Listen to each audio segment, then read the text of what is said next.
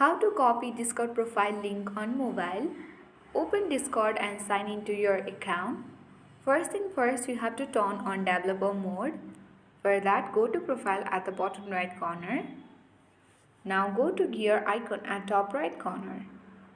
On the settings page, scroll and tap on advanced. Now under general, you have to toggle on the developer mode. Once you have done that, come back and on this section you can open any server or messages.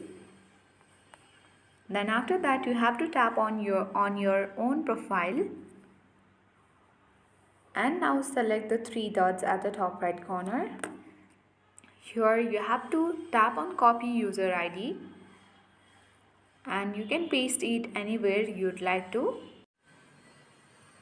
Or you can open notes and you can type in discordapp.com/user/ and paste the user ID that you have previously copied.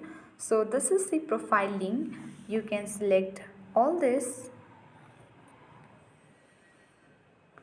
and easily send your Discord profile link on mobile to anyone you wish to add them on Discord. So that's how we easily copy Discord profile link on mobile. Thank you for watching and see you in the next video.